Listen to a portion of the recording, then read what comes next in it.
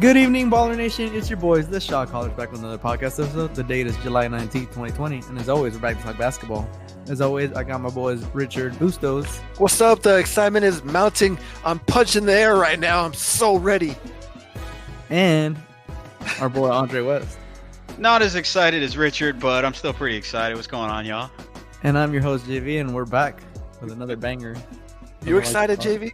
I'm excited. I'm definitely excited. It's been a long day today, so I apologize, but I'm definitely excited to talk basketball. I've been spending my day doing a lot of yard work, so we all know how that can go. Yeah, it's always fun, especially in almost 100-degree weather. It was 100 degrees outside today, so you know, once you're out there, it all just kind of blends together. You're not even worried about it. You're just like, when is this over? But glad to be indoors once again. And I'm excited for all these basketball games to blend together because I actually looked at the physical schedule or the timing of the different games on the different days, especially opening weekend, and it's exactly what you wanted, JV. March Madness is going on all day. So already, so it's gonna be Summer Madness. We'll call it Summer Madness. This is episode 4, guys. Episode 4 of the NBA Campus Preview. 3 more teams that we're going to preview. Going to give you guys a little bit of insight as to what we feel about each team, some news. But before we jump into anything, I want to go over our social media. If you don't already follow us on Twitter, we are at Shotcallers Show. That's at Shotcallers Show. Instagram, _Shotcallers. We are on Apple Podcasts. Just search the Shotcallers. And we're also available on Spotify, Breaker.com, BreakerRadio.com. What else, guys? We are on Pocket Cast. We are on Overcast. If it says cast, just type in cast and the Shotcallers Show, and you can help someone new identify where our show is and where they can get us. Yep. So, and if you are listening on one of those, please leave us a 5-star rating. We really appreciate that. Trying to grow the show as quickly as possible. And of course, if you want to reach us directly, you can always do so at shotcallershow@gmail.com. Without further ado, let's jump right into it, guys. Before we do our individual breakdowns, Rich, you're going to go over some general NBA news. Yes, several things. A lot of it is, more of the morose variety. It's kind of the time that we're living in.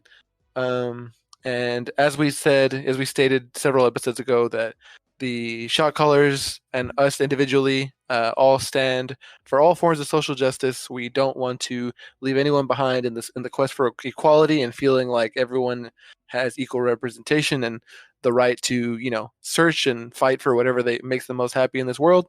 And in the quest of doing so, we're trying to do our part in being an active participant in that. We want to let you guys know that we were not turning a blind eye to the comments coming from many members of, the celebrity community, but also people in or adjacent to the NBA community.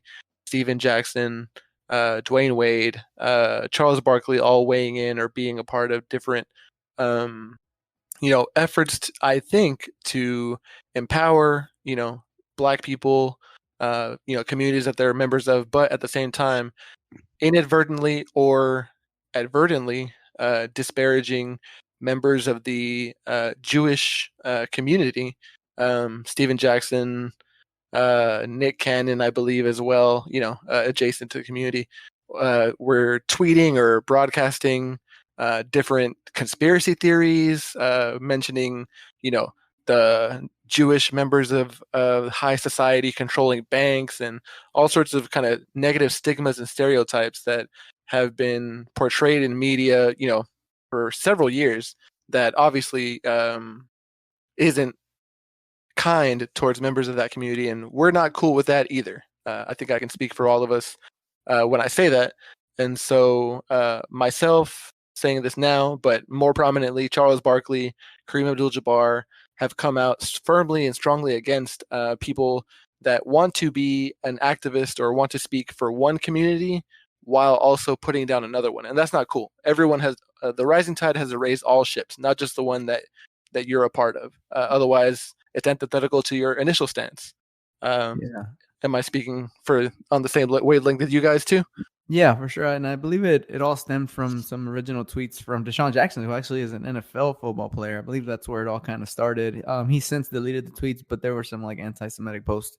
It's kind of similar to what you're saying, right? And I think he even quoted which is strange, right? Why would anybody ever do this? But I believe there was even like quotes by Hitler. But I won't. He believed that they were quoted by him. He came out saying, "Oh, I thought I was quoting Hitler." Like, you meant to do that? You know what I mean? Yeah, Like, exactly. ridiculous. So, and he since deleted them. He apologized. There's gonna been some like mending since then. But I believe Steven Jackson like retweeted it. Correct? I think that's kind of where everyone retweeted it. And when he went on like public television shows, I believe even on The Jump, he on the NBA TV's The Jump, he doubled down or kind of stood, but he's like, I'm not taking back what I said. I stand by what I, was praising. But I love everyone is kind of what he said. But for the Hollywood Reporter, Kareem Abdul-Jabbar put out a lengthy article that I took the time to read, and one of the quotes that stood out is just showing apathy towards one cause brings apathy towards your own. You know what I mean? And it's just like it boils down to being hypocritical, and you don't want that. You don't want to devalue what you're pushing for, as Steven Jackson pushes for Black Lives Matter. Like, you don't want to cast anything that can cast a negative light on what you're pushing for. You definitely don't want that. So that's the one that I think is the most damaging, and the one that I think the person that I think maybe had the most harm done from coming out with this stuff. I mean, yeah, Kareem Abdul-Jabbar has been a fighter for African American rights, civil rights, pretty much since the civil rights era began in like the 60s. So I'm with you guys. Like, it kind of hurts the message and it brings a lot of hypocrisy where you try and bring attention to a marginalized group, and then you go and then marginalize another group. Like, come on, man, you need to be consistent in your behavior. Like, wrong is wrong no matter like who's doing it. So let's be consistent, treat people the right way, and yeah, shame on them. Yeah, I think the biggest thing to take away is that somebody's mistake doesn't represent the purpose of the movement. So I think that's something that some people that probably play the other side of the fence, right, will try to use it as kind of like kind of to point out like, oh, you see, you're in the wrong, so now your entire message is lost. But a couple people don't represent the movement. So I think that's the biggest issue too, is like Steven Jackson with the murder of George Floyd. Like, he was in the focal front for that. So it kind of invalidates the message when you see that guy being such a hypocrite in this instance and talking about or making these anti-Semitic remarks and refusing to stand down or apologize. So, I mean, yeah, it hurts us. So yeah, we got to be consistent. Definitely. Yeah, so just to wrap that portion of it up, Nick Cannon had a separate, I guess, tirade on his personal show that he has actually been released from since promoting, or denouncing the white race. And then on Twitter, Dwayne Wade, which is where the NBA relation comes in, sort of quickly kind of tweeted, "Hey, keep leading, we're with you," with the fist emoji, which he then deleted the original tweet, said, "Hey, sorry, I didn't know what I was just, trying to promote him and his own brand, making his own business." And then he stepped even further back and said, "I denounce any hate speech against anyone." So that's kind of what you would hope Dwayne Wade would do, realize that he spoke too quickly, read a little bit more on the matter, and then said, "Okay, here's my more educated take." That's all you can ask for. That's what you want. Even if someone had the wrong initial, action or speech, to educate themselves and come out, on the right side. So that's a small positive there. Charles Barkley came out on his podcast, which is actually really fire, with him and Ernie Johnson at this time with no basketball. Hearing their voices together was really great. It's called The Steam Room, where he admonished these men for doing what we've been talking about. So for someone that said, "I'm not a role model in the 90s," Charles Barkley seems to be a pretty good role model. So follow after Chuck, guys, is what I have to say. So to move forward a little bit more, we've covered this for a while on the show, the countdown to the beginning of the seeding games, where the players are going to get to choose what message from the approved list that they get to wear on the back of their jerseys. Kyle Korver of the Milwaukee Bucks and Alex Caruso of the Lakers have both chosen to wear Black Lives Matter on their jerseys. So I think that's pretty cool. Shows that they're allies from every walk of life for that cause. So I think that's pretty great. Yeah, I think that's the only way we're gonna you can achieve social justice is when you have people from different backgrounds all coming together and fighting for a common cause. Definitely. I think I saw who were the two you mentioned? You said Caruso and Kyle Korver and Alex Caruso. Yeah, I also saw the Bosnian Beast wearing one of those shirts as well. So yeah, and so that kind of ties in a little further. We've had some other players. Norman Powell, one disappointed by the selection of messages. They kind of had other ideas in mind. Norman Powell said he wanted his originally to say, "Am I next?" which is very powerful. Jimmy Butler has chosen to wear nothing, not his own name, not any message on the back of his jersey during that time, hoping to signify that he is just like any member of his community or his race, just a regular man, which I think is great. LeBron James has opted to not wear a jersey or not wear a statement on the back of his jersey, which I originally thought was kind of surprising. I thought that he would, but at the same time, I'm thinking by choosing not to wear one, I'm kind of talking more about it than I would anyway, which kind of brings more light to the matter. So really interesting, all the different approaches. And so that, go ahead, Andre. In the sense that and we talked about this pretty much every episode since it was announced, but the NBA's kind of Norman Powell said it they're boxing the players in. They can't really express themselves as they see fit.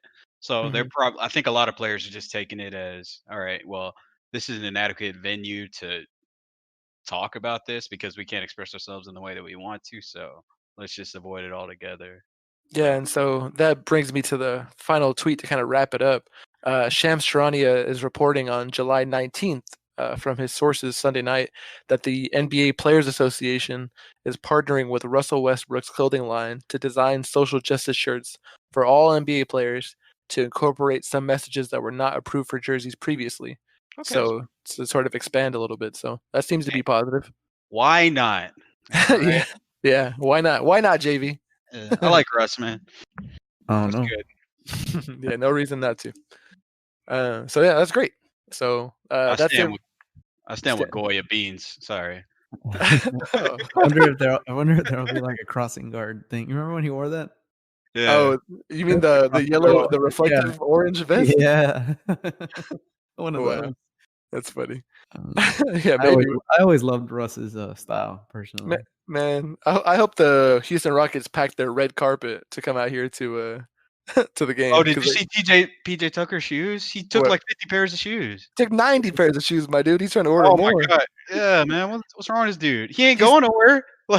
He said there's no room in his hotel room because of the big ass TV he bought and all the shoes. What's he gonna do with that? Like, he's just hanging out with the boys. You get to go fishing. Like, every video I see of the people in the boat, I know I'm kind of moving on, but every video has everyone going to the same little pond to go fishing. Yeah, but that's 3 pairs a day. Like, if you think about it, 30 days, 3 pairs a day. I mean, you got one in the morning for breakfast. Who are you flexing on? You flexing with a bunch of other rich dudes. It doesn't. When you're that rich, those are the kind of things you do flex. He's got to be the flyest of the fly. You know what I mean? Yeah. All right. So we're gonna swerve a little bit. We got some news from the Pacers camp. Kind of flies in the face of our previous podcast, or kind of just put some things kind of in the air. Victor Oladipo is kind of thinking that he might be able to play. You know what I mean? So there was kind of some murmurs that the NBA versus the NBPA was saying, should Oladipo be earning his game check if he's not going to be playing? And then Oladipo's kind of like, maybe I can play. Let's get these dollars. You know what I mean? So I'll just keep it quick. We can keep it light. I kind of was all doom and gloom on the last episode saying that the Pacers probably aren't going to have enough juice to get through the first round, not depending on the opponent. I don't think they can beat anyone that's seated above them. If Oladipo was to be back and looking pretty good, would you feel better about them making a second round entrance and appearance to going through the first round? What do you guys think? I say I don't think it matters. I don't think they're gonna make it to the second round. He ain't gonna play anyway. But you're I don't think it. Yeah.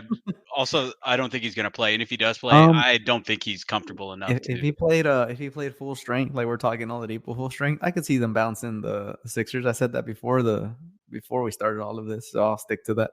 Okay, yeah. That's fair.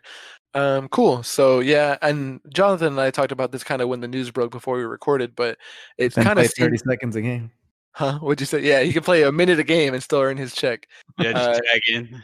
Kind of just seemed like kind of a stance from the NBA saying, guys that have been transported down there to Orlando, if they're like, oh well, never mind, I'm not gonna play, and then still getting their checks is kind of not a precedent that they felt like setting.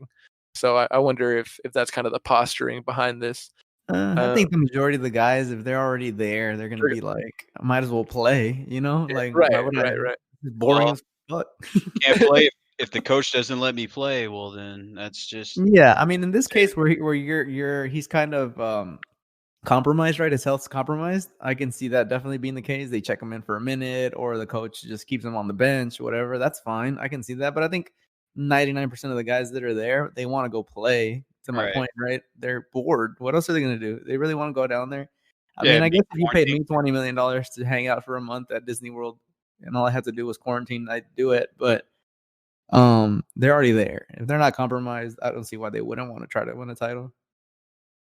Yeah, for sure. I'm with you. And if he can just go in at garbage time if he really needed to, then that's cool too. So garbage time Oladipo. Hey, he's in there, bro. Just get in there. You're making the most on the team. Get in there. They say he's been fully practicing, so I actually think we're going to see him in maybe a limited sort of role in the first round at least. And then if it were to miraculously keep going, maybe he ramp it up some more. If they can sneak game one, I think we see him in a bigger role. Yeah. So yeah, we'll keep you guys posted on that news, of course. And then to wrap up the news segment before we get to our previews, we had some official, staffing news, an effect of the coronavirus, further kind of taking its toll on business operations for the Orlando Magic. John Denton, a staffer from the Orlando Magic, and 30 other full-time employees have been laid off from the organization, and it kind of made some waves because it drew the ire of Stan Van Gundy, the real Stan VG, making his appearance on Twitter after all these years. He's never been here before. You guys know him as the Orlando Magic coach, Detroit Pistons coach. You might especially remember him from that Fire album cover when he was in Detroit.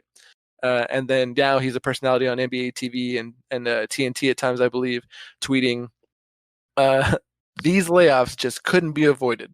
The Devos family that owns the Magic only has a net worth of about $5 billion. They just couldn't afford to continue to pay all their employees. So, not to, I think I lean towards, I think he's being sarcastic there. I think he thinks that they definitely could have retained him. Yeah. So I think you guys thinking with Stan Van Gundy over here. They probably could have kept them. $1 billion only goes so far. Yeah, and you could say that those assets are all tied up. Totally joking. They can definitely pay all these people. I'm sure they could shut down the season for another year and be fine. Yeah, I mean, it's a Divas family. I mean, if you think about it, I haven't looked at like the earning, like revenue of a team, but typically the revenue exceeds the operating cost, right? Obviously, otherwise you wouldn't have profit. And like the revenues are in the hundreds of millions, so if their operating cost is below that, you would be able to pay all those people. Like you could essentially, all things, in a vacuum, spend all the money you would on a regular season and still be fine. I think I saw the price point floating around for this. I think it was like 700,000 or something like that. They're saving by laying these guys off. Wow, really? Yeah. Sounds whack to me. Yeah, it does sound pretty right. Yeah. They're in a league where there's revenue sharing. If they didn't make a profit, they'd get some money from the Lakers, is what would happen. So yeah, this is bullshit in my opinion. So yeah, we'll keep you guys posted on stuff like that too. That kind of does it for the week's news up to this point, JB. Cool. So let's go ahead and jump into, like I said, episode 4 of the campus preview. 3 more teams after this will be at 15 teams. No, sorry, 11 teams. 11 teams. We're at 14. After today, we'll be at 11, and we'll make sure we get those 11 knocked out before the campus ever resumes. But I'm going to kick off this episode, guys, because I had actually somebody request, a listener request, that I cover the Jazz. And I have some friends that live in Utah, and they've been on me to cover the Jazz. So I'm going to kick it off with that, if y'all don't mind. Oh, we ready. Let's do it. Alrighty. So as we all know, the Utah Jazz, they have what everybody's calling. They had what everybody is calling patient zero in Rudy Gobert. So everybody remembers back on March 11th, the game against OKC. That night, when I think about it to this day, it was kind of surreal as it was happening. Right, I got a text message from my brother saying, "Hey, the police just like rolled out into the stadium and started telling the players to go back into the locker room, and they're filing out of the stadium." And I'm like, "What are you talking about?" Mm-hmm. And so I turn on the TV, and I know the Mavericks are about to start playing, and then of course across the bottom it has the little ticker saying that the OKC Utah game has been suspended, and that Rudy Gobert tested positive for coronavirus. And I'm like, what's going on? And then of course shortly after, Adam Silver announces that the NBA is being suspended indefinitely, and that the game I'm watching is the last game that we're gonna watch for a while. So it was kind of crazy, because nobody knew what was going on. And I think even to kind of put into the scope, to kind of put it into perspective, right? I think when the NBA decided to do that is when it kind of became real for the country. Yeah, right for sure. that? Like, yeah, people started texting me as soon as that happened. They were like, "What? They just canceled the NBA?" I was like, yeah, it was crazy. Man, crazy. It was crazy because before that, I felt like it was a lot of speculation. I mean, to this day, you still have those people that are naysayers, which I personally think is ridiculous. But at that point, nobody ever really knew what the trajectory of this whole thing was. And then the NBA decided to cancel. And it to kind of use an example of what I'm talking about. If anybody out there remembers, the last time something major happened in our country was, I don't know. I mean, I know we were probably like 11 and 12 guys, but there was an eerie feeling in the air, kind of like September 11th.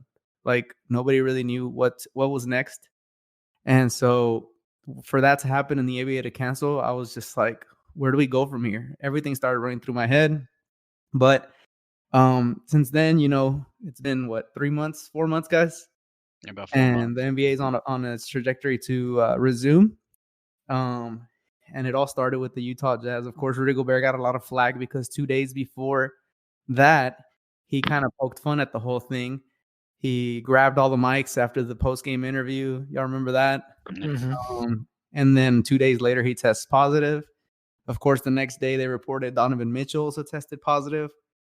And Woj initially reported back then that Donovan Mitchell was upset with Rudy Gobert, and rightly so, right? Somebody's playing around. There was the reports that he was playing around, touching everybody's like gear and stuff.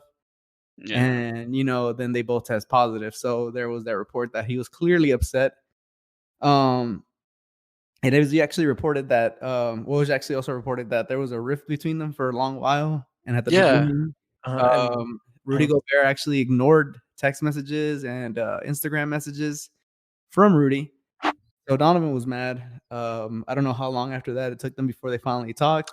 Yeah, I can interject with that. So it took until about a Zoom meeting with the entire team when they kind of got some momentum towards the season going, and everyone kind of had to check in for that to sort of come to a point of no return where Donovan had to be like, okay, we're cool, let's go win. It's kind of what the gist was from ESPN's Tim McMahon. So it took a while. Yeah, well, 4 days later, he came out on Good Morning America after testing positive. He wasn't like at the studio or anything, but he came out and that he said it took him some time to kind of cool off about the whole thing. But didn't really comment on Rudy. Mm-hmm. And then as of July 2nd, he did a press conference, like a Zoom press conference on July 2nd. And the last thing he said is, right now we're good. And they're focused on the campus, right? That's pretty much as far as he went to say. I don't think he commented on kind of their personal relationship. Rudy Gobert kind of had something to say too. He was just like, even without the pandemic and all that happening, me messing up, I'm paraphrasing, but even with all that, any relationship is not perfect. Like no relationship is perfect. There's still turmoil from time to time, and we're going to continue to work together and try to accomplish what we set out to do. There was talks throughout this whole thing about them already being on bad terms before that even happening. But some of the people inside the organization were like, it wasn't that big a deal. It was like on a scale of 1 to 10, it was like a 2. Yeah. When this all happened, everybody's talking about, well, who are they going to keep? Because they're both on contract years. So there was already speculation like, well, I mean, you got to keep Donovan, right? You got to trade Rudy. And so that was up in the air for a few days, I remember. And the Utah fandom didn't really know what to think, what was next. But I mean, now we're here, and they're supposed to be on better terms from the last we heard. So yeah, can I color in a little more context for everybody, JV? So part of the previous like kind of rumblings of things not looking so great was when Rudy Gobert at the start of the season, Mike Conley's being inserted and maybe not getting off to a super smooth start, wasn't getting as many lob dunks, to throughout the game and as many, points as a total. And so apparently, and he said this himself in that interview I mentioned from Tim McMahon, that he considers himself to just be an asshole, and he didn't mean to be or didn't want to be, but was finding himself to be more and more disgruntled by the lack of offensive production. When Rudy Gobert, if you listen to any of his interviews, he wants to be taken seriously as a star in the league and known for contributing to winning. Even when, even though on defense is where he mostly shines, and that's not, what attracts a lot of the flash, and, the flash and the clicks and the retweets on social media, where, you contrast that with this new up and coming Donovan Mitchell, and I think he's in year 3 now, where, or is this the end of his second season? Man, quarantine's got me messed up. But, yeah, no, and sorry, so, third season. Yes. yeah. Compare that to him, where he can fly to the rim, has a signature shoe line because he's a guard and not a big man, and it just kind of led to some kind of tension. And so what Rudy said in that interview was like, I'm not saying that it was right for me to handle it the way that I did when I was disgruntled in film or calling for a lob every time down the floor when I felt like they were missing me, but I feel like I was in the right saying I was open.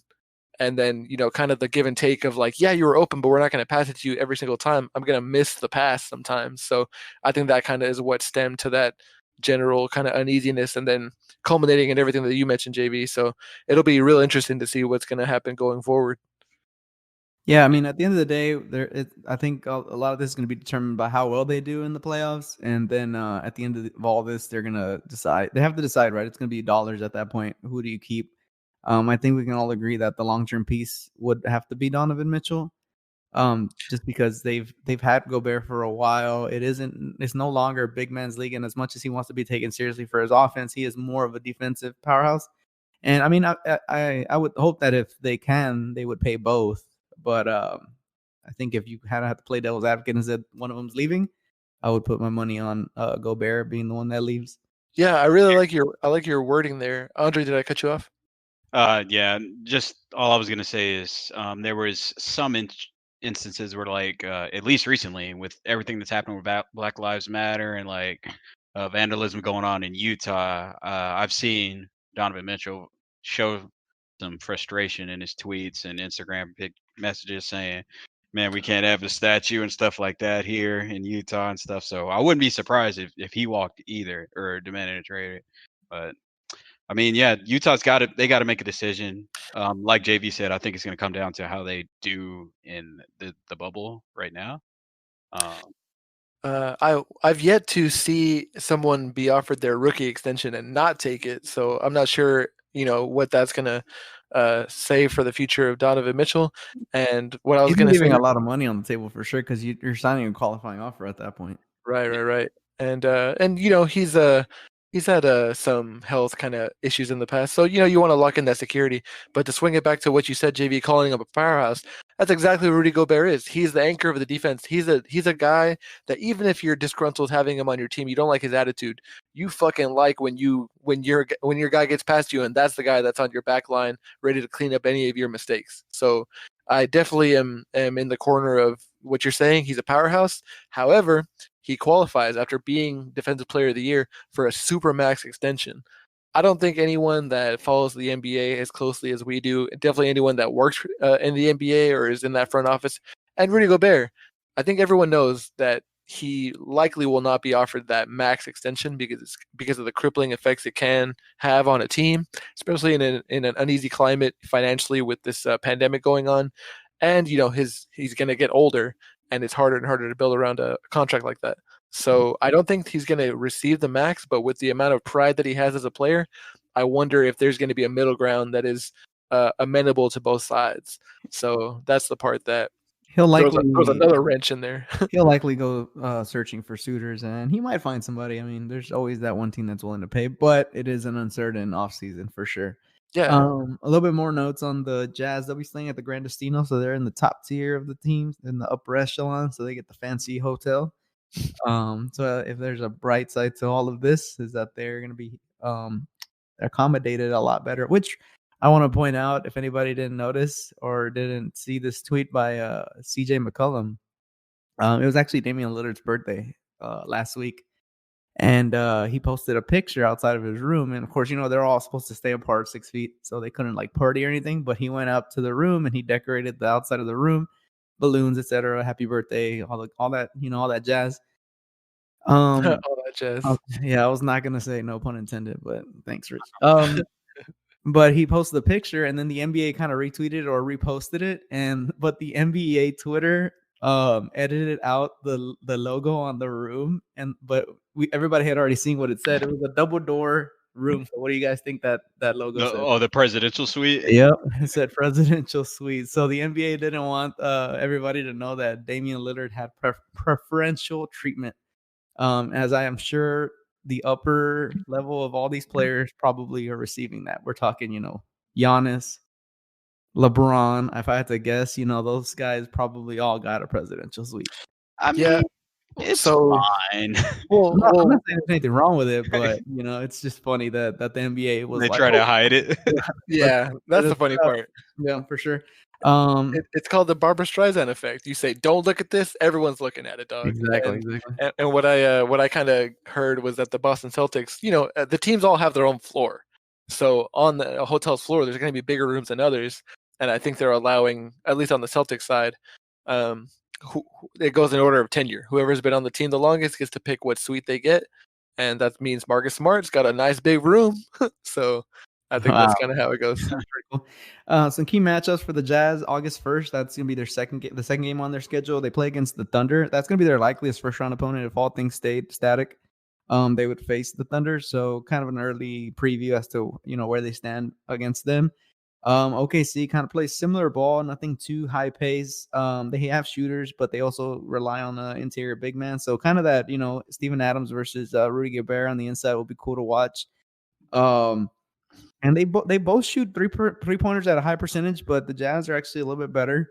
So I'll be interested to see if, the mastermind that is Chris Paul is able to I think that's going to be the difference maker. We talked about it last week, against the Rockets. If anybody can kind of make a team fall apart or make a team uncomfortable from their normal, it's going to be Chris Paul, because he's going to be able to, find that mid-range on offense, but also on defense, maneuver his teams. And he's on a young team, right? On the Thunder, he's got guys like Shai Gilgeous-Alexander and they're a little bit younger, but he's that lieutenant, right? Or that commander that, can put everybody in the right place. And I think they could beat the Jazz if they were to face them round one, but it'd be the likeliest one to go to Game 7. Yeah, man, and especially since the Jazz are missing Bogdanović, that's a huge part of their offense. Like, he's the guy that pulls the attention away from the pick and roll and the screen and roll. So it's going to be a tough outing. They've had a lot of time to prepare for Bogdanović not being there, but we remember those buzzer beaters from earlier in the year. Some of that stuff, like, you're going to plan and try to, spread the ball handling around Jordan Clarkson, Donovan Mitchell, Mike Conley, Joe Ingles, but if you don't have Bogdanović, you're missing kind of that spark of randomness, like that flamethrower that can hit you from anywhere. Yeah. So that's where that's really crippling for and I'm glad you mentioned that, because that's really crippling for the Jazz, because one of the biggest things with getting Bogdanović was, that increase in productivity on the offensive side. They actually are first in the league for a 3-point percentage. They're tied with the Heat, but they jumped all the way from 10th to third. To first, which is, a lot to do with the change in lineup, the change in scheme. Bogdanovich, much more a spot-up shooter, not quite as athletic as Derek Favors was last year. If we had to kind of put those two on a ranking, I would put Derek Favors ahead of him. And you could see that on the rebound, on the boards, right? Derek Favors rebounded and then the double digits per game. Bogdanovich struggling to get to 5. So what they gave up on the boards, they were making up for in offense, and we could see that in their 3-point productivity. But now that they don't have him, you're kind of relying on Mike Conley, who we wouldn't say is a bad shooter, but he's not lights out, right? So they're gonna have to definitely play a little bit smaller. If I had to predict what their starting lineup is gonna be, it's gonna include Rudy Gobert, Mike Conley, Royce O'Neal, Russell O'Neal, Spider Mitchell, and then you can kind of plug in any of the other guys at the other forward. Ingles, Jordan Clarkson. Exactly. And you would ideally want Joe Ingles coming off the bench because he also kind of lacks athleticism. It's funny because they tweeted today it was I think it was ESPN or NBA. They tweeted, they're like, look at Joe Ingles' air, and it's in slow-mo and he's going up, but he doesn't actually dunk it because he doesn't have much hang time. So it's kind of funny because you see him going up and you think he's gonna throw it down, and then he just doesn't because he doesn't have the ups. So I thought that was funny. So yeah, they're gonna definitely miss that because they gave up the board game for the 3-point productivity, but they're not gonna have probably their most productive 3-point shooter. He's having a career season, averaging over 20 a game. That's the highest he has in his entire. And it's a short career, 5 years, but averaging over 20 points a game, you need that especially from a power forward. And in the playoffs, like you need that more offensive attention. I think that's something they're really gonna miss in Utah. And a small thing that I wanted to bring up, since you're talking about Bogdanovich, since he's in his absence on the offensive end, for sure, you're right to expand upon that. But on the defensive end, you said it just now. They don't have Derek Favors anymore. Bogdanovich took his role guarding 4s, but now that he's not there, I think they're going to have to slide down Royce O'Neal to guard big men, including the 4 power forward. Oh, you're gonna be undersized, and he's not going to give you a whole lot on offense. I mean, he can, but yeah, he can do it. He can shoot from outside of the corner now, but he's also the guy that they threw at the best offensive player on the opposing team. Ricky Rubio's not on the team anymore. Mike Conley has great defensive fundamentals, but he's not quite as young as Ricky Rubio. And and if you take Royce O'Neal away from that, it kind of just makes you do some more scrambling and to get that stuff done. So it's going to be really interesting. Definitely. Just some final notes, guys, before I swing it over to the next team. One of the things that they pointed out about the Jazz, and this might have something to do with the fact that they don't have the most athletic guys outside of. I mean, Donovan Mitchell is a force, obviously, and Rudy Gobert. I mean, he's a monster on the interior, DPOY, year-over-year candidate. But I talked about Joe Ingles not really being able to make up for some of that interior athleticism. But their conditioning is a big plus that's being looked at. There's reports that last week they practiced for 6 days in a row. So they're just hitting the gym like nonstop. And, we might see some differences in their pace. They might be more of the up and down the court type of team rather than kind of, playing, stopping the ball, being ball stoppers, and then, running a set play. And that usually happens when you run a little bit smaller lineup, which we're going to see more of with Donovan Mitchell and Mike Conley. Even before that, they actually moved when they first got to Orlando. They actually brought their entire weight room to Orlando. So the weight room that they had in the Jazz facilities, they moved it all down to Orlando. So they've got their entire equipment down there. So they're really serious about their conditioning, and that could be the difference maker when you have so many games back to back. Because people need to remember they don't have to account for flights anymore. So the TV schedule is a little bit tighter. And, you would say they've been off for a long time. But remember, we talked about the rust that can possibly come with that. So if you have a team that's better conditioned, that could be the difference maker. So maybe they're hanging their hats on that. Donovan Mitchell, at the beginning of the quarantine, actually converted his mom's basement into a gym. So I'm interested to see if we're going to see more explosiveness out of him, more so than we did. Because, some people say he lost a step after his rookie year. And we can kind of attribute that to the sophomore slump. But we also saw what they did in December and January. I believe they went 19-2. That was like a little run they went in December and January. So if they can repeat that without Bogdanovich, that'll be great. And then lastly, Quinn Snyder, they quoted him.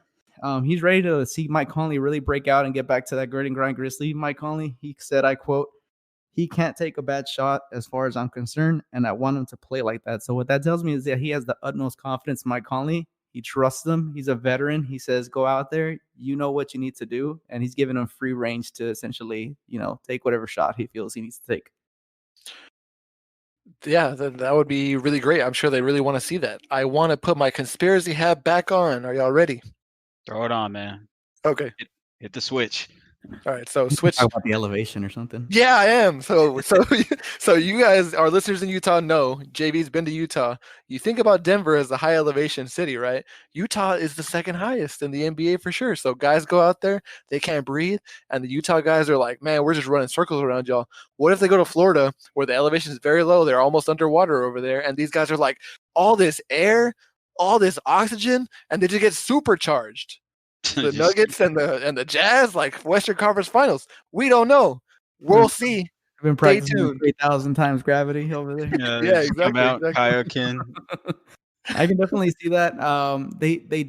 I think that would be true because while nobody else really has the home court advantage, and that was always something that people talked about when teams have to go to Denver and Utah, right? They're at a disadvantage to the home team because they're not used to the higher elevation. Well, that's kind of out of the door, right? I mean, that definitely is out the door, but that reverse can happen, just like you said, Rich. Now they're at an advantage because now they're breathing 10 times the oxygen or however that works out. Maybe they don't require quite as much oxygen, so they're like on cloud 9 over here in Florida. Yeah, just moving up and down the court and doing everything.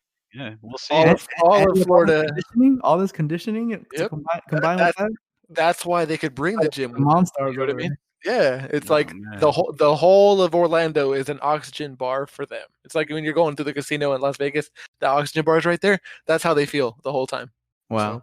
We'll see. It'll be interesting to see if that translates to the court. Yeah. That does it for me and the Jazz guys. Who's up next? What team do we have on deck? Andre, you want to go? Yeah, I can go.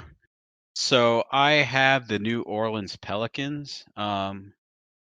Right now, they are tied. Well, they're not tied. They won the tiebreaker with the Kings. They have the same record, but they hold the tiebreaker over them. So they're in the 10th seed right now. Trailblazers, they have a similar win percentage, but Trailblazers have played 2 whole games more than them, so has them at the 9. And they are 4 games out of the 8th seed. Yeah, so right now, there was news 2 days ago that Zion Williamson actually had to leave the bubble. He had a family emergency that he went to go tend to, so hopefully he's back by the time the season starts. But I think that it's going to be imperative for them if they stand a chance. Like this isn't me just being an NBA shill wanting to see more games with Zion. Like it is imperative for him to be with the team if they want to stand a chance and come back from the 8th seed, just because what he does. He's a bit of an unknown for other teams because he's only played 19 games. He's looked pretty well in those games, but like most teams really don't know how to handle him because they don't have too much experience with him. And he's been successful for them offensively for the Pelicans. So a lot of their playoffs hopes are going to hang on him. What were you going to say?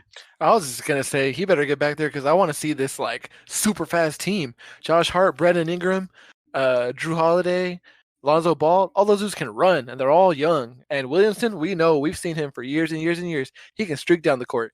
All Lonzo Ball wants to do is throw full court passes, and that's what I want to see. And we're going to see less of them if Zion's not on the court, and that's what I want. Yeah. I mean, I already have the Portland Trailblazers as my pick to get that playing game with the Grizzlies.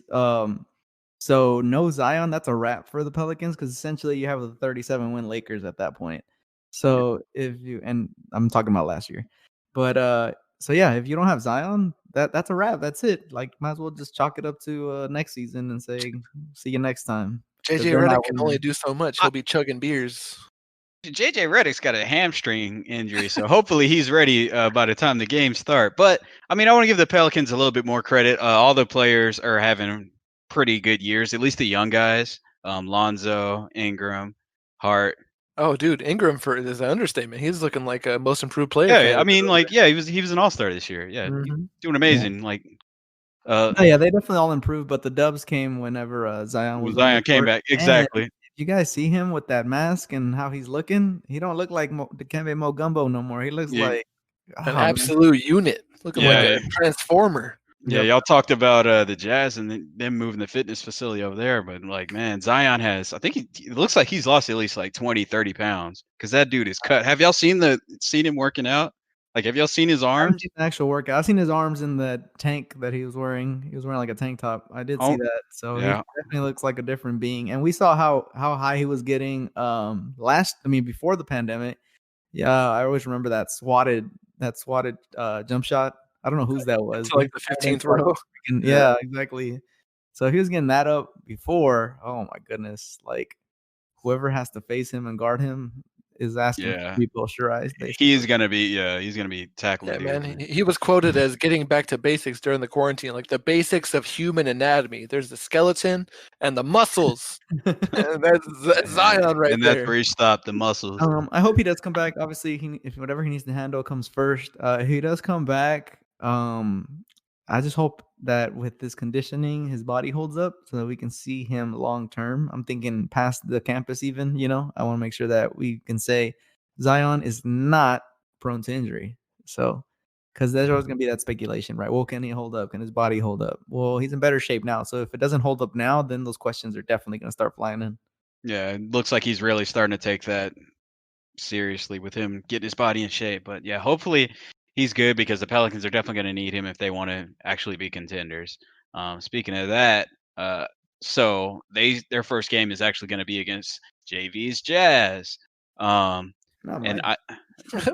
hey, those are your Jazz, right? You like the Jazz? Trailblazer.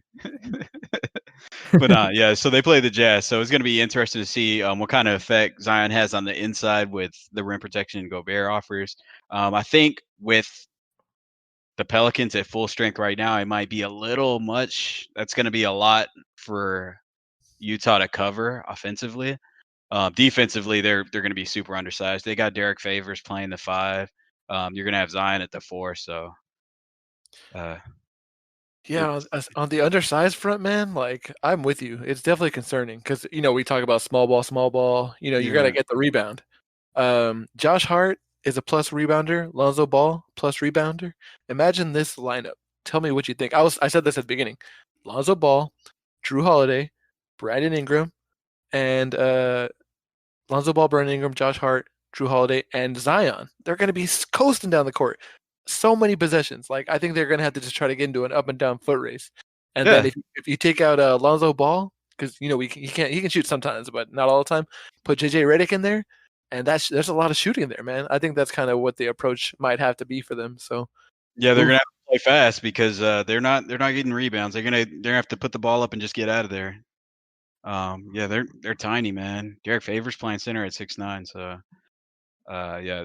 They play the Jazz, but they actually their next 8 games are, I think they have the easiest strength of schedule of all the remaining teams, but they're in the 10th seed, so they got a lot of work to do to still be contenders. And I don't have the math ready to go, but I just hear that the Portland Trailblazers have a statistical advantage as far as win percentage goes because they've played 2 more games than the rest of their teams. So the odds are in their favor, but I'm hoping for the Pelicans, man, just because I want to see more Zion. I'm a shill for the NBA. Richard, the NBA giving you that money, man. ESPN paying you under Shotcallers. You need to share the wealth, bro. How do you think I made it through the furlough, dog? Oh, man. Yeah, so they got Jazz. It starts off rough for them. They got Jazz and then the Clippers. But after that, it's Grizzlies, Kings, Wizards, Spurs, Kings, Magic. All those guys, the last 6 are all fighting for a spot to stay in the playoffs. 2 of those against the Kings, they absolutely have to win both of those if they want to, since they're both tied and they hold the tiebreaker over them in order to maintain that lead over them. They need to win both those games. But I mean, I think it's doable for them. Like if they're really on it. Zion comes back. JJ's good. Hamstrings looking good. Shots wet. I think they can do it. Like Clippers, obviously, it's early. It's early in the season for them in terms of the bubble You're gonna get starting. a load management Kawhi. Yeah, you're gonna get the real Kawhi. They're gonna be trying. You think so? You don't think it'll be still load management Kawhi? No, I think early on. I think early on they want to build their chemistry, and then like the later games they can chill because they don't really care who they play. But I don't. Yeah, because they haven't had that many games with their key lineups all together, and this is the first time that Kawhi has been feeling like this at this time of the year with a break like this. Like LeBron is the old one, but Kawhi Leonard has more injury problems. You know what I mean? So they're kind of in a similar boat in that sense. So I think they're going to come out guns blazing. Both LA teams, at least to start. I agree. But like out of the rest of those, man, the Kings they're gonna go down swinging. Grizzlies too. Wizards are just kind of. Did you guys know the Wizards were invited? Yeah, the Wizards from Washington. Yeah, right. They used to be the Bullets. We knew. I was surprised to see the Washington Wizards on the team. No, Andre's just so unimpressed that he's like, "Why are y'all even here?" So yeah, Wizards, Spurs, like that should be gimmies for them. Magic, should be gimmies, but like, yeah, I can see them losing the first two. Maybe the Jazz, just depending on how they're flowing without Bogan and them coming back together. If the Mitchell and Gobert chemistry is still there, but yeah, I think the Pelicans could make the eighth seed. I mean, they'd really have to underperform, but I don't think the Grizzlies are bad enough to. I don't think so. And I think John Morant is he's still having his rookie of the year season. I mean, as far as I'm concerned, I mean, they said that the awards are already not finalized, but like basically the voting is going to be dependent upon the games up to the shutdown, and that's it. No campus, right? And we all know that as much as the voters try to not take these games into consideration, they will. Yeah. He's still in his rookie of the year campaign, right? So he can definitely help the Grizzlies be competitive in round one. I don't think they'll get past round one, but I think we're talking about these teams like the Grizzlies are just going to roll over in this play-in game. They only one game. No, they're the ones who are in the playoffs currently, so I expect them to, fight and do well. They actually haven't met yet either, have they? No. Oh. Well, no, Zion did play them. No, he hasn't. They haven't met yet. So this will be So does anybody feel overly confident that one of these teams can take two back-to-back from the Grizzlies? Two back-to-back? They have to. Oh, you're saying if there is a playing game, can they do two? They have to win two. So do y'all feel confident in the Pelicans? Let's say the Pelicans do pass Portland. They knock off both games against the Kings. The Trailblazers just don't get back to what they were. And the Pelicans are the 9th seed. Can they take back-to-back games from the Grizzlies, which is what we would need to see them face the Lakers? I definitely think and am confident that they would force a game 2. If that answers your question. I think they could. You think they could take the back-to-backs? I mean, yeah, I think talent-wise, they're definitely. I think they're better than the Grizzlies. I think they really could, and I think, yeah, because like if you look at their last couple of games, they've been on a tear since Zion came back, but even their losses have been close. So I don't know. That's very true. They lose by very little. Like their loss very, very close. So I don't know. I can see it happening. The thing is, the other teams have to kind of really underperform, and they have to like exceed expectations. So it's hard for them. I think it's a 2-team race. I think it's the Pelicans and the Trailblazers. I think that's it. I don't think the Kings have. We saw some spotlights last year, right? We saw some moments of brilliance, but then we also saw them kind of fizzle out at the end of last year. So I think we'll probably see that again. I'm not trying to hate on them or anything, but I think that's going to happen again. And I mean, who else? The Spurs. The Spurs don't have the power. Yeah. LaMarcus Aldridge's not even playing. Yeah. The Suns. Rich, you mentioned a couple weeks ago, they're one of those teams that isn't really in it all. They're not really looking to make the playoffs. Mm-hmm. So I'm just like, I think it's a 2-team race. It's gonna be Portland and New Orleans. So those early games. I haven't even seen the Suns on Instagram, like showing up on the campus. Like, the boys ain't practicing. They ain't doing nothing. Come on, man. At least they're playing Call of Duty. JJ Redick. They're playing Call of Duty. That's it. They ain't doing nothing, man. Valley Boys. You're absolutely right. I haven't seen no one on the Suns, man. No. You're right. No tweets. Yeah, man. Valley Boys, hit the inbox. Where are y'all? Come on, man. There's only one hope for them. They got to turn into the Phoenix Kings. The Kings. Phoenix Kings. They got to merge the Kings and the Suns to have a The shot. Sun Kings. The Sun Kings. Cool. What else you got on the Pelicans, Andre? There wasn't really much news I had outside of that. I mean, it just looks like they're coming along well until the Zion thing disappearance. But they've kept a lot of stuff under wraps. They made a signing. Sindarius Thornwell. He was a shooting guard. He was on the Clippers player? for about two-way player just to max out their positions. But played on the Clippers for a bit. This is his third season, but I mean, there wasn't much outside of that. What y'all think? They gonna make it? Call me Mr. Hypothetical, but if the Pelicans had to play the Lakers in round 1, how many games does that go? If the Lakers played the Pelicans? Yeah. Damn, that'd be a ratings gold for them. Like, yeah, I think it would go 5 games. You think 5? Yes, I think sweep. It would be one of them close sweeps, like when the Pelicans played against every game would be close, but the Lakers would win every game. Yeah, they don't have anyone to stop LeBron or AD, so Sure. They could probably tame LeBron because he's a little bit older. But who's covering AD? Like, they got no one at the rim to stop LeBron. Yeah. I don't know what they do.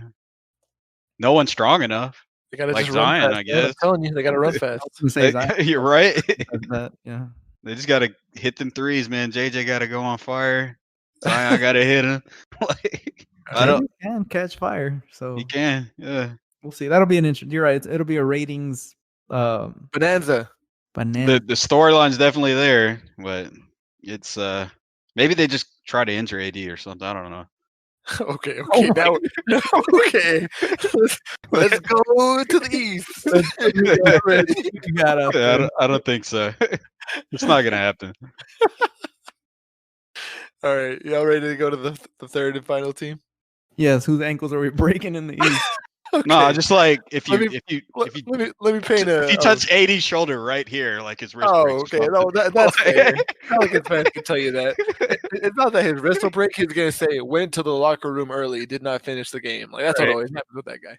All right, so let's take you over to the east. If I could play that wonderful spring meadow music, that's what's happening, man. In Milwaukee, they just kind of sailed a nice little sailboat down the Atlantic coast, down to Florida at their leisure. They're not worried about anything. They're the 1 seed. Giannis is drinking smoothies. Everything's amazing. Health is great, except for one guy. I'll get to that. Don't worry. But I'll read you the opponents, but I'm not even worried about it. They're not worried. They're how many games ahead of? 6.5 games ahead of the Raptors for the 1 seed. There's no way this is getting dropped. They're going to be experimenting, resting, experimenting with new ways to rest. They play the Celtics, so that's a big game. Rockets, big game. Play the Nets. Celtics. They play the Nets. That's not that's like a breeze blowing through the forest. We don't care about that. The Miami Heat, they're going to run and get a sweat on. The Mavericks, who knows what's going to happen with those guys. And then at that point, it's locked up. No one's going to touch them. Everyone's sitting, at least for one of these 3 games. I think they're going to take the rest in shifts. Like Giannis and Brook Lopez and Robin Lopez sit down for this game. Then the next game against the Wizards, the other 13 players on the team sit. And then against the Grizzlies, everyone sits. They're going to just forfeit that game. They are not worried.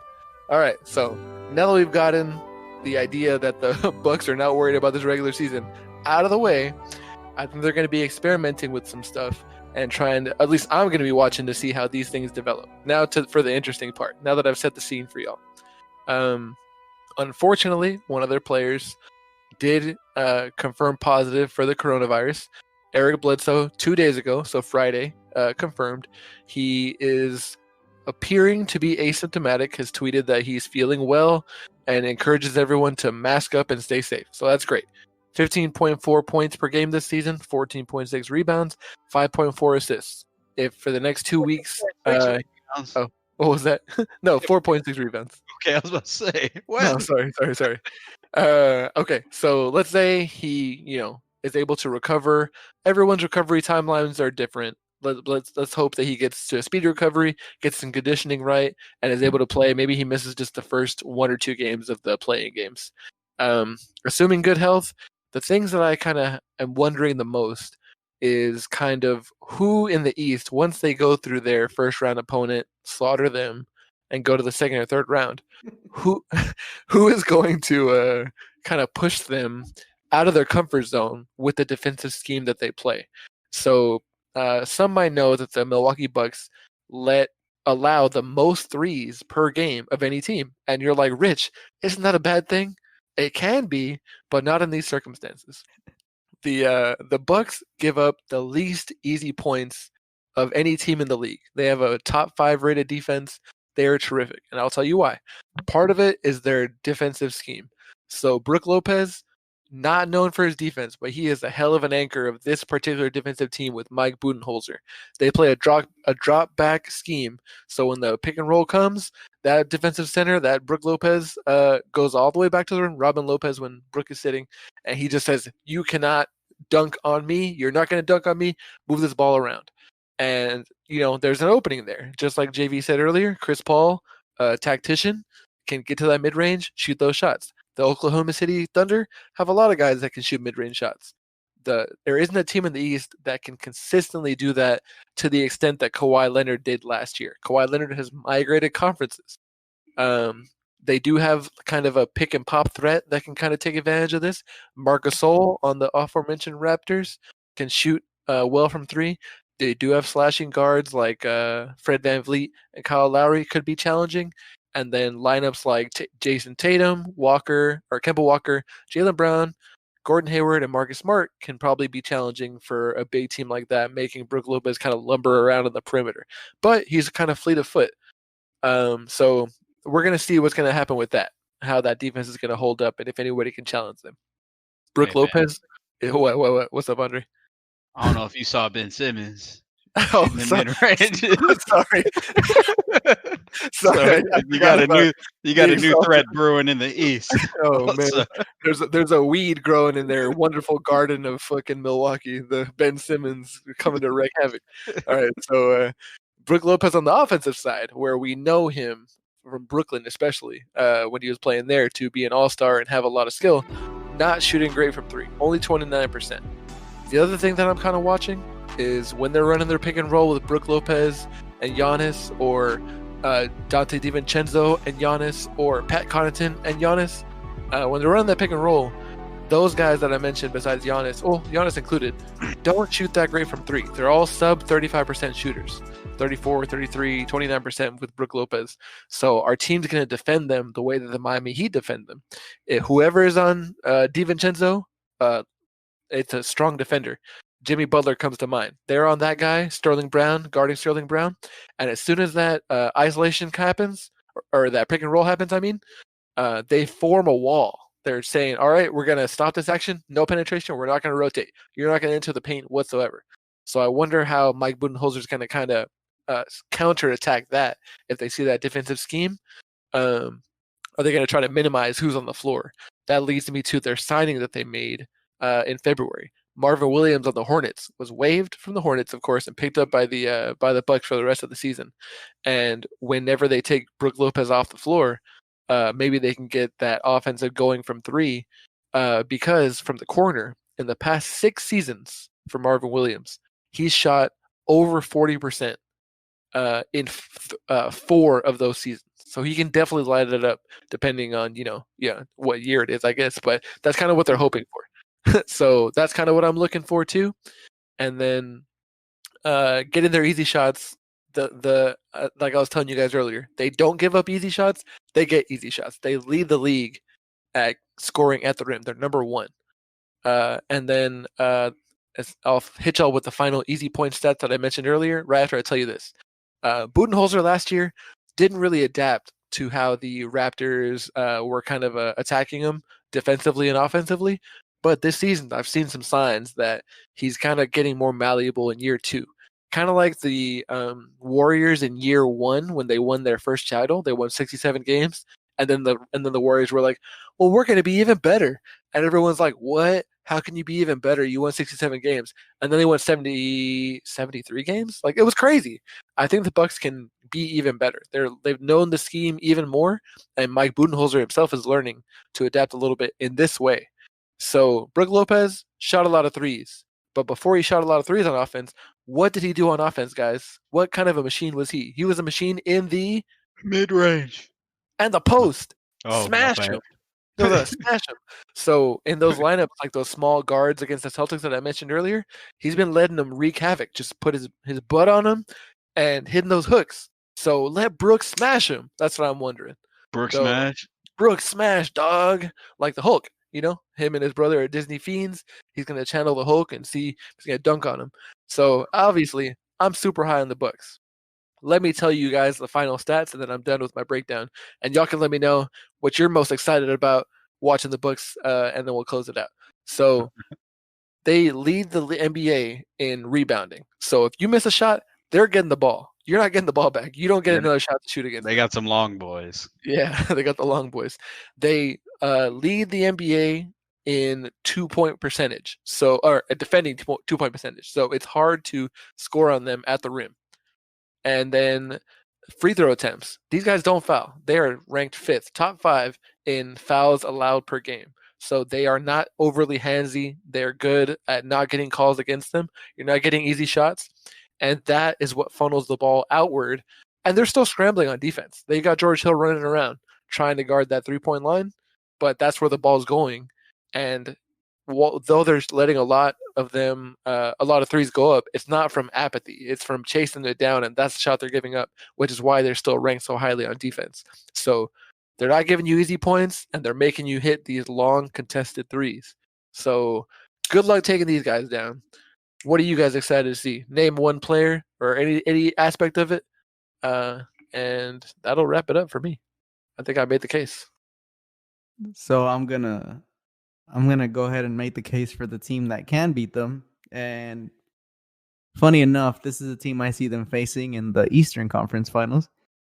So the Toronto Raptors are going to be the team that can knock off the Bucks, and likely will. Like I said last week, I wouldn't be surprised if they were in the finals. It's going to be the Bucks or the Raptors. It's going to be one of those two teams. And here are the reasons why. For everything you said, Rich, you said they give up the 3-point shot. Toronto's 6th in 3-point percentage this year, right? We saw what they could do last year from the 3-point line, and they've continued that even though they don't have Kawhi Leonard, because Kawhi Leonard was that mid-range player, right? What's different, though, this year, although they don't have that amazing mid-range shooting from Kawhi Leonard, the Bucks, being the number 1 ranked defensive team, fall all the way to 16th in defensive rating when it comes to transitional defense. Who's the number 1 team, as I said last week, in transitional offense? Is it the Raptors? It's the Toronto Raptors. So if there's going to be a team to knock them off, it's going to be the Raptors. And I think it's going to be close, but I could definitely see the Raptors pulling it off just because they have the depth that I think the depth beats out the Bucks' depth. Oh, dude, yeah, I definitely with you on that one. I think they've got so many good players 3 through 7. It's awesome. So I definitely want to see a great battle in the final round.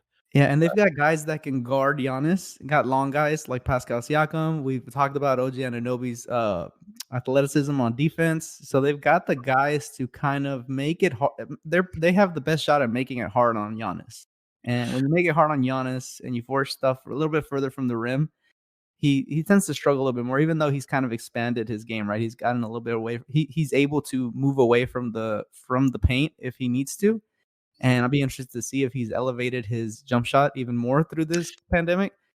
But the fact that the transition offense is what's contributing to Toronto's success this year, and it being such a fall off for the Bucks. To your point, you said that they give up a lot of threes. Toronto's 6th there, and they have the number 1 transition offense versus the number 16 transition defense. I think that's a big enough differential for them to be able to give the Bucks a run for their money. So yeah, and Marc Gasol, Defensive Player of the Year, he's a force to be reckoned with at the rim, for sure. That, and then you were talking about Giannis, I'd spent all this time talking about all these other players, especially Brook Lopez. I didn't talk about Giannis. So he doesn't seem to have that go-to move when that wall is up. So I wonder what's going to happen in late game situations, especially when the fouls aren't being called for him. And if his free throw percentages are going to be very high this year in comparison to last year.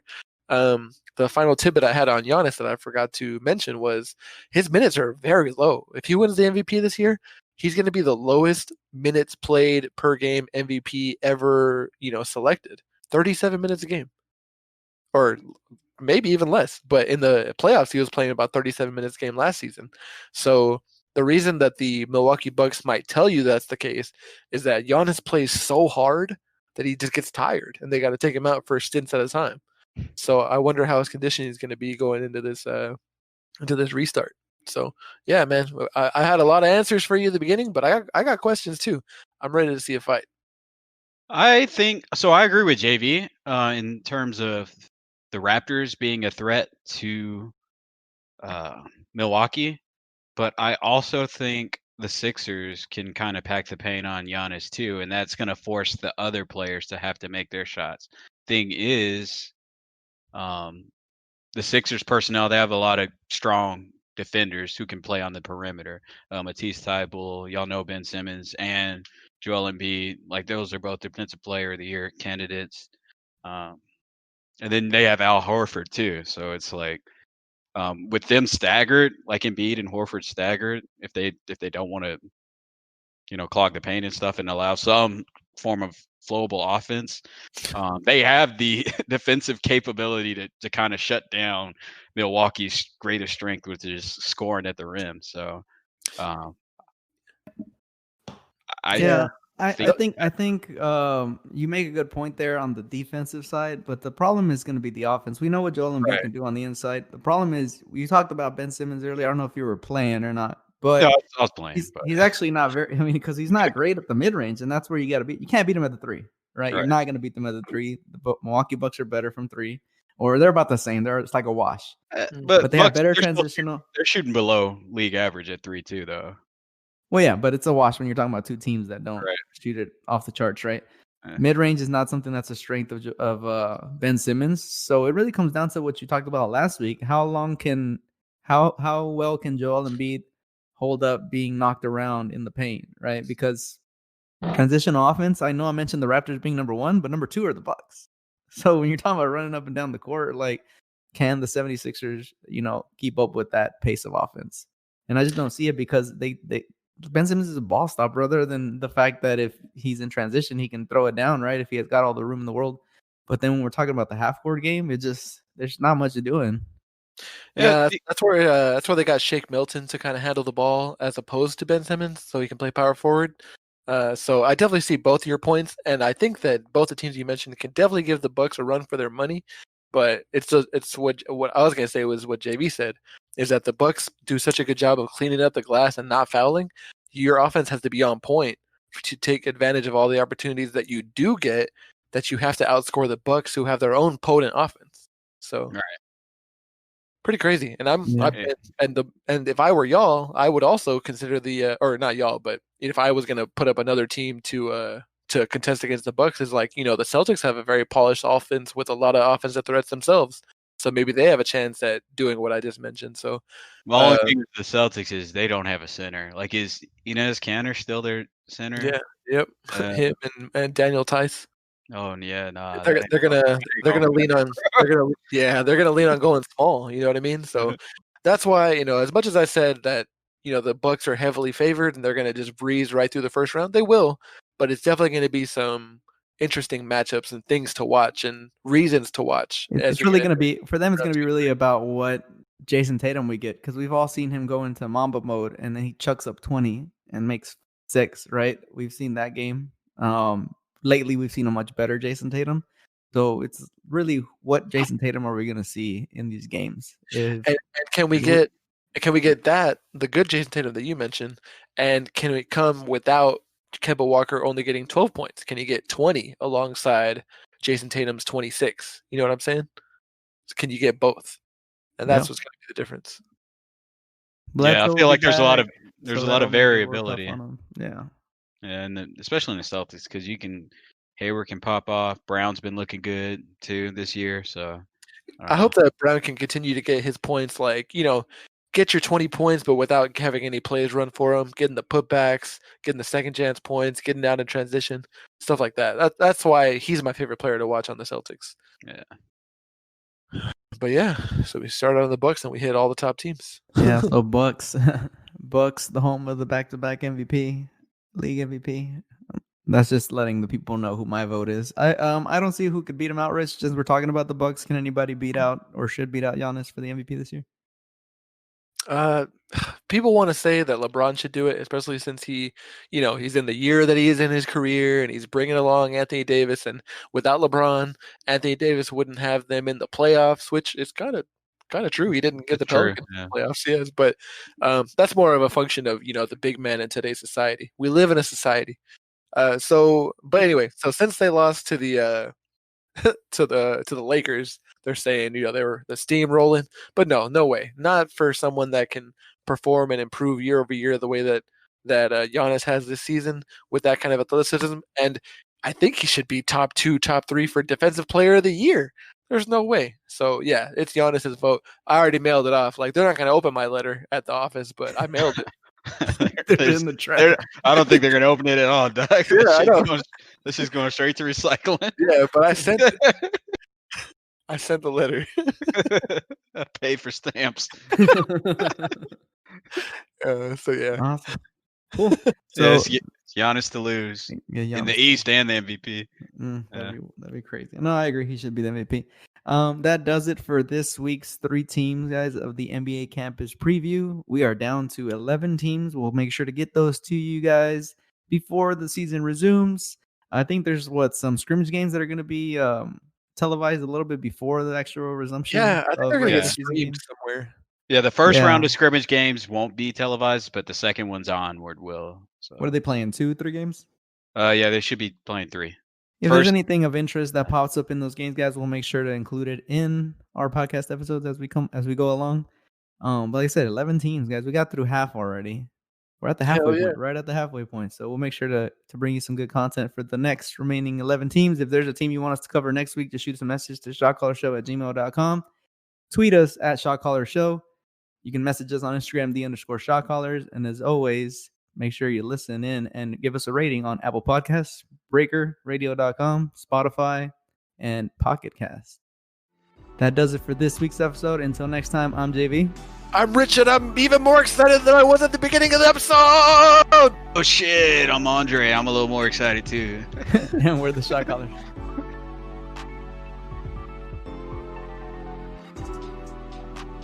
Somebody count me. All right, Boom count it down. 4, 3, 2, 1. Good evening, Baller Nation. Oh, hold on, that's not enthusiastic. I know. I was like, what? Good evening, Baller Nation.